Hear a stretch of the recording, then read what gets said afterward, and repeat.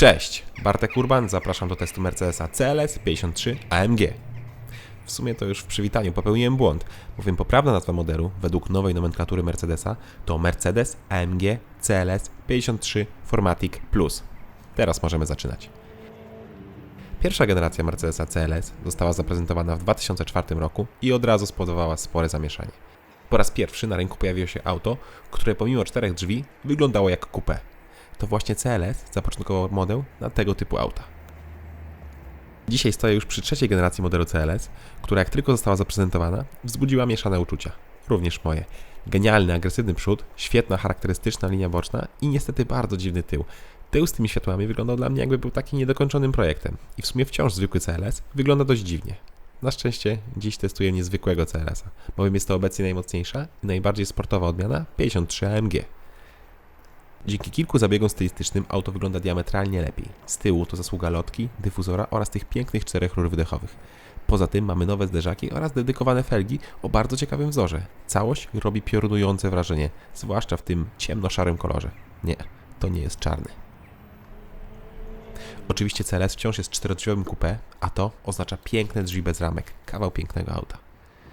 Niestety taka linia nadwozia z opadającym dachem ma swoje wady. Największa to brak miejsca na głowę na tylnej kanapie. Ja mam 186 cm wzrostu i nie ma szans, żebym tam wygodnie jechał.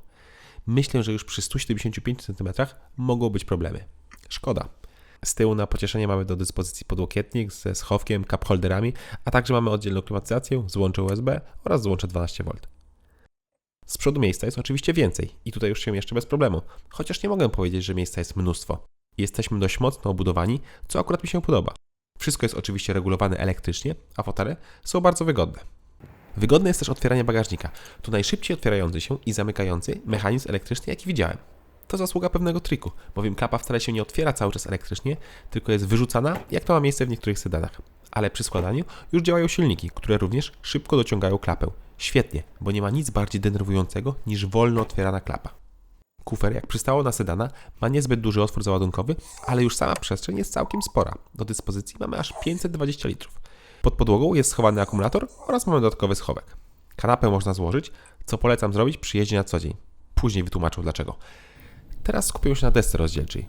Ta jest identyczna jak w klasie E i robi wrażenie. 2 ogromne monitory na górze i mnóstwo stylistycznych smaczków, takich jak np. ta kierownica ze spłaszczeniem na boku i na górze, świetnie wyglądające nawiewy, czy zegarek IWC na środku konsoli. Nawiewy mają ciekawy bajer. Otóż kiedy zwiększamy temperaturę w kabinie, to świecą one na czerwono, a jak zmniejszamy, to na niebiesko.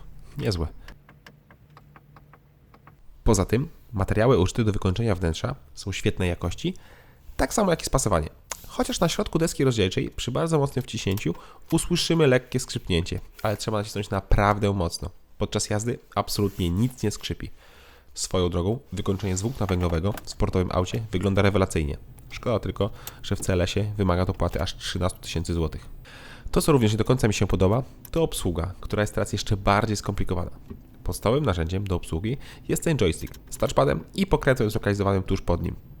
Poza nim oba ekrany obsługujemy również za pomocą małych touchpadów umiejscowionych na kierownicy. Ciężko się do tego przyzwyczaić i bardzo często gubiłem się przy obsłudze poszczególnych opcji, nawet po kilku dniach testu. Plusem za to są grafiki wyświetlane na obu dużych wyświetlaczach. Wyglądają naprawdę świetnie. Tak samo jak i działanie menu, które jest bardzo płynne. Główne zegary są oczywiście konfigurowalne, a my możemy wybrać jeden z 3 motywów. Dodatkowo po obu stronach możemy wybrać, jakie dane nas interesują i co ma być wyświetlane. Z racji, że jest to odmiana AMG, to producent zapewni nam odmianę Track Pace, która nie dość, że daje nam dane telemetryczne samochodu, to dodatkowo pozwala mierzyć przyspieszenie oraz, co ciekawe, rejestrować też przejazd po torze. Możemy sobie na przykład narysować tor i nanieść go na komputer. Niezłe. Oddzielną pochwałę muszę też skierować za audio. W testowanym CLS-ie był zamontowany najwyższy model Burmester High-End 3D z aż 23 głośnikami, z czego część z nich jest zlokalizowana w dachu. Cały zestaw ma moc 1450 W i robi nieziemskie wrażenie. Dźwięk jest tak czysty, że ciężko to opisać. Jest tylko jeden minus. Ten zestaw wymaga dopłaty 22 864 zł. Ała. Pora na najważniejsze, czyli silnik. Odmiana 53 AMG to zupełna nowość w gamie Mercedesa, gdzie pod maską mamy nowy silnik 6-cylindrowy. Jest to rzędowa konstrukcja o pojemności 3 litrów, która jest wspomagana turbo oraz kompresorem.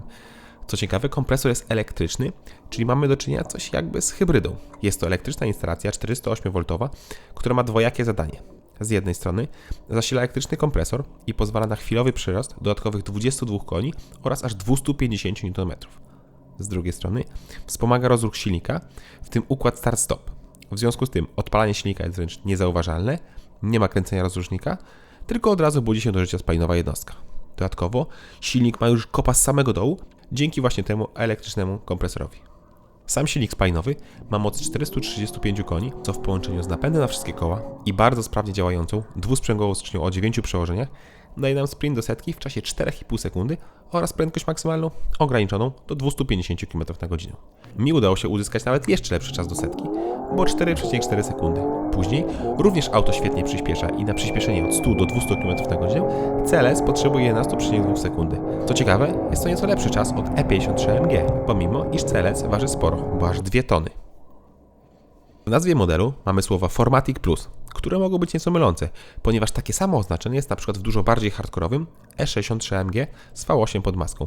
W obu modelach napęd jest inaczej rozwiązany, bowiem w E63 AMG możemy rozłączyć przód i cieszyć się autem tylko z napędem na tył, podczas gdy w CLS-ie takiej funkcji nie posiadamy. Szkoda tylko, że nie mogłem dobrze przetestować napędów CLS z dwóch powodów. W sumie to z jednego. Tuż przed moim testem auto było na torze i domyślacie się, że nie miało lekko. Po takim upalaniu konieczne było zmienienie opon na nowe. Niestety, ale już zimowe. Wybór padł na Michelin Pilot Alpine 4, które moim zdaniem nie sprawdzają się dobrze do tego samochodu. Po pierwsze, są bardzo głośne. Już przy 60 czy 70 km/h we wnętrzu strasznie szumi. Kolejna sprawa to twardość tej gumy. Otóż na szybkich zakrętach czuć, jak auto pływa na oponie. Bardzo niemiły efekt w sportowym aucie. Trzecia rzecz, którą niestety była pokłosiem torowej jazdy, to hamulce, które zdecydowanie były mocno zmęczone. Raz, że siła hamowania była słaba, a dwa, że na kierownicy było czuć aż mocne bicie przy hamowaniu z większych prędkości. Szkoda. To, co jednak mogę powiedzieć na pewno, to auto jest bardzo komfortowe, głównie dzięki zawieszeniu pneumatycznemu, które posiadał ten egzemplarz oraz dzięki bardzo wygodnym fotelom. Układ kierowniczy jest bardzo precyzyjny, ale tak jak mówię, nie mogłem pobawić się nieco szybciej na zakrętach, bo nie pozwalały na to opony. To jednak, na co pozwalało mi auto i uzależniło mnie od tego, to dźwięk, jaki wydaje. Pomimo, iż pod maską jest R6, a nie V6, tak jak w odmianie np. 43 AMG, to dźwięk z rur wydechowych jest zdecydowanie lepszy.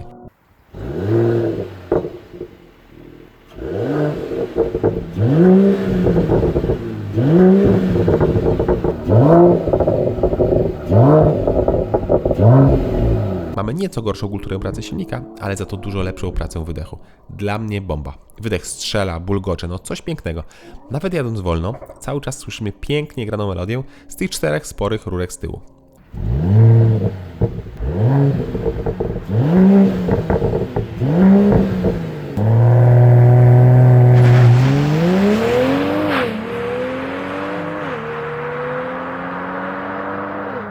Wcześniej mówiłem o tym, że polecam jeździć z położoną tylną kanapą i teraz wytłumaczę dlaczego. Otóż po położeniu kanapy do naszych uszu dociera jeszcze więcej dźwięków, które wydaje wydech. No pięknie gada to auto.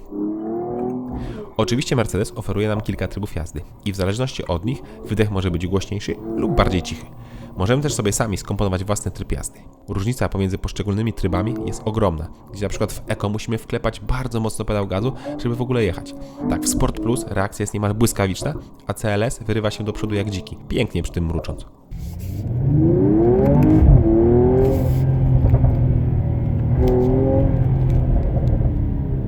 O dziwo, jak na tak sporą moc, spalanie wcale nie jest jakimś koszmarem. Przy dobrym operowaniu gazem da się zejść do 10 litrów w mieście, co jest świetnym wynikiem. Przy normalnej jeździe liczy się trzeba jednak z 12-13 litrami. Mocna jazda to już bliżej 20 litrów, ale to nikogo nie powinno dziwić. Przy 100 km/h spalanie wynosi nieco ponad 7 litrów, a przy 120 nieco ponad 8. Nie jest źle. Nieco gorzej jest z ceną. Cennik CLS-a 53 AMG zaczyna się od 448 tysięcy złotych, a testowany egzemplarz to wydatek ponad 620 tysięcy złotych. Sporo. W takich pieniądzach, nawet za mniej, mamy już podstawowe E63 AMG, czyli zdecydowanie mocniejsze i bardziej praktyczne auto. Chociaż z drugiej strony będzie dużo gorzej wyposażony, bo w tej klasie właśnie mnóstwo kasy płaci się za dodatki. Tak jak wcześniej mówiłem, lepsze audio to ponad 20 tysięcy złotych. Pakiet zwukowego to ponad 10 tysięcy złotych. Tak samo jak na przykład dostęp do internetu to znowu ponad 10 tysięcy złotych. I tak dalej. Pomimo sporej ceny i nie do końca praktycznego nadwozia, Mercedes AMG CLS 53 4MATIC Plus jest naprawdę świetnym autem. Prezentuje się znakomicie, jest świetnie wykonany, brzmi naprawdę rasowo i jest bardzo szybki. Szukając niekonwencjonalnej limuzyny, CLS musi być na Waszej liście do sprawdzenia. Nie powinniście się zawieść. Aha, i na koniec takie małe sprostowanie. CLS 53 AMG faktycznie jest obecnie najmocniejszą wersją w tym modelu. Ale to nie oznacza, że zastępuje on 63 AMG, które było oferowane w poprzedniej budzie. 63 AMG prawdopodobnie nigdy nie pojawi się pod maską CLS-a, bowiem Mercedes ma teraz nowy model Mercedes AMG GT 4-Door Coupe, czyli stylistycznie auto nieco nawiązujące do CLS-a. I to właśnie ten model ma mocarną odmianę 63 o mocy 585 lub 639 koni, ale cena też jest potężna. Minimum 736 500 zł za słabszą odmianę lub 793 500 zł za mocniejszą.